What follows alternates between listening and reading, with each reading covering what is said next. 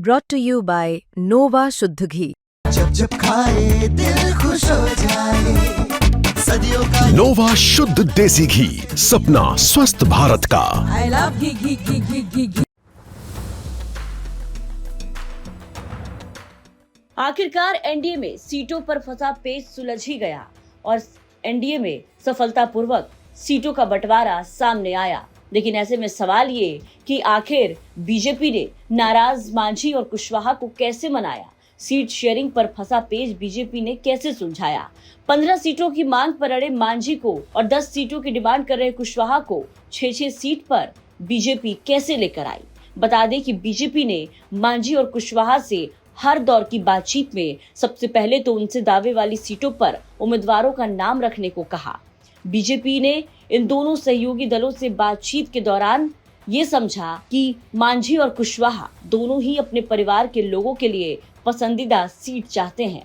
सूत्रों के मुताबिक इस बात का अंदाजा लगते ही बीजेपी ने मांझी और कुशवाहा के सीटों की संख्या कम करने के लिए प्रेशर बनाना शुरू कर दिया और इसी बीच मांझी और कुशवाहा का प्रेशर कोई भी काम नहीं आया। जीतनराम मांझी और उपेंद्र कुशवाहा अपने परिवार के सदस्यों और रिश्तेदारों को चुनावी मैदान में उतारने की तैयारी में हैं। जीतनराम मांझी अपने समधेन ज्योति मांझी को बाराचट्टी से चुनाव लड़वाएंगे। वहीं मामगंज सीट से मांझी की बहू दीपा मांझी एक बार फिर से अपनी उम्मीदवारी पेश करेंगी। मांझी अपने छोटे बेटे को कुटुंबा सीट से चुनावी मैदान में उतारने की तैयारी कर रहे हैं।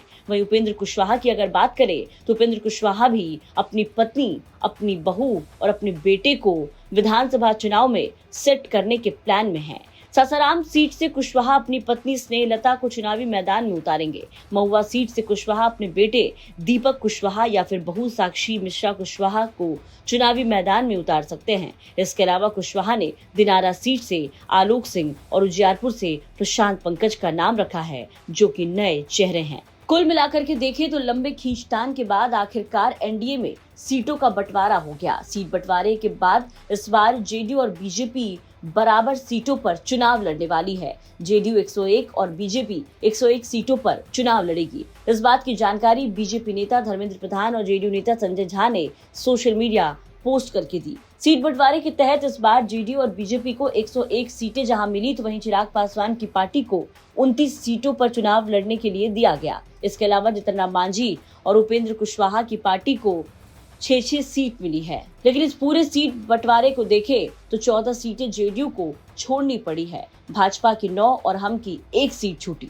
सूत्रों के मुताबिक आपको बता दें कि हमको जो 6 सीटें मिली हैं उन सीटों में शामिल है टिकारी, कुटुंबा, अतरी, इमामगंज, सिकंदरा और बाराचट्टी। वहीं उपेंद्र कुशवाहा को जो 6 सीटें मिली उसमें शामिल है मधुबनी, बाजपट्टी, उजियारपुर, दिनारा, महुआ और सासाराम। इसके अलावा चिराग पासवान को जो 29 सीटें मिली उसमें शामिल है बकरी, साहिबपुर, कमाल, तारापुर, रोसड़ा, राजा, पाकड़, लालगंज, हाईघाट, गायघाट, एकमा, मरौड़ा, अगियाव, ओबरा, अरवल, गया, हिसुआ, फतुहा, दानापुर, ब्रह्मपुर, राजगीर, कदवा, सोनबरसा, बलिरामपुर, हिसुआ, गोविंदगंज, सिमरी, बख्तियारपुर, मखदूम, कस्बा, सुगौली और मोरवा। ये तमाम सीटें हैं जो कि एनडीए में उपेंद्र कुशवाहा, जीतनराम मांझी और चिराग पासवान के खाते में गई है। अब देखना होगा कि इन सीटों पर कौन कौन से उम्मीदवार उतारे जाते हैं।